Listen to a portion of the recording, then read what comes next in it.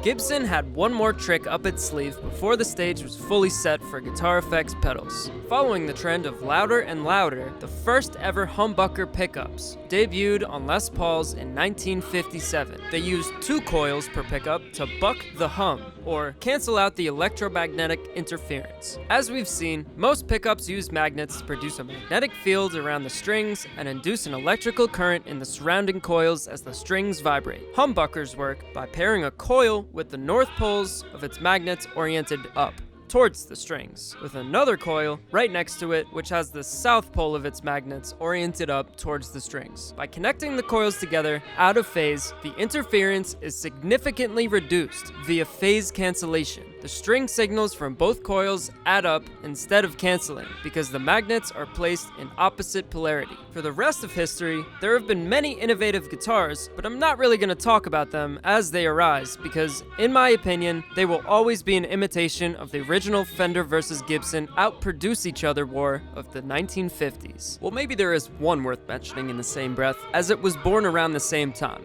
In Fullerton, California, we had Fender. In Kalamazoo, Michigan, we had Gibson. In Brooklyn, New York, we had Gresh, founded by Fred Gresh Jr. In January 1951, Gresh introduced his first electric guitars at a 3-day trade show in New York's Park Sheraton Hotel, the Electromatic and the Electro 2. They were enormous hollow bodies, reminiscent of the 1940s archtops. Fred Gresh was surprised at the popularity of the Fender bolt-on neck solid bodies, and even more surprised when rival Gibson introduced their own solid body, the Les Paul. He quickly realized that these solid bodies were more than just a passing fad, and in 1953, he released a viable competitor, the Gresh 6128 Duojet, 3 years after the Telecaster and 1 year after the Les Paul. The design is very reminiscent of a Les Paul and just as sexy. It was later used by the Beatles. Enough said. I've had my eye on one of these for years. Although it looks like a solid body, it is actually chambered to allow the Duojet to be extremely light and comfortable to play. George Harrison described it as his first good guitar when he bought a used one in 1960. Some other notable electrics that came about afterwards include Supro, Airline, National, Guild, Hofner, and obviously new models by Fender and Gibson. In 1957, Gibson acquires Epiphone, its biggest rival, who had fallen on hard times. In 1958, Gibson exhibits the Explorer, the Flying V, and the Modern at NAMM. They were commercial failures, but would eventually become extremely popular guitars. Well, maybe not the Modern. In 1958, Gibson also develops the ES-335,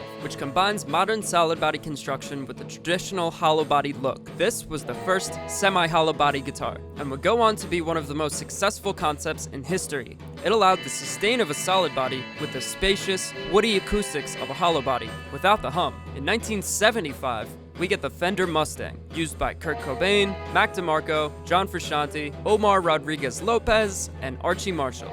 Gibson also produced custom editions, which are Sex, the Les Paul Custom, the SG Custom, the ES-335 Custom, and the Explorer Custom. Gresh also produced their own custom editions, including one of my favorite guitars of all time, the White Penguin. They also released a custom semi-hollow body, which they called the White Falcon, both available in either single or double cutaway versions. Did I mention that all of these custom editions sell brand new for nearly $4,000 each? By 1960, Les Paul sales started to drop. So in 1961, they released a thinner, flat-topped, all-mahogany body, double cutaway, allowing easy access of 3 more frets than the Les Paul. They called it the Les Paul SG, which stood for Solid Guitar, and claimed that it had the fastest neck in the world. The redesign was done without Les Paul, and although the guitar was popular, Les Paul hated it. He asked Gibson to withhold his $1 per guitar royalty, and Gibson mutually agreed to end the contract. In 1963, Gibson releases the Firebird with a unique reversed body style that echoed the shape of a 60s sports car. Which guitar an artist chooses speaks volumes about their personality and style. Each guitar feels different to play and sounds different, but each and every guitar you play is going to sound like you. Remember, it's just a piece of wood with some strings and an electromagnet. So there they are, the big 3, Fender, Gibson, and Gresh. Now that we understand the most essential piece of gear, the modern electric guitar, it's time to look at the second most essential, the amplifier.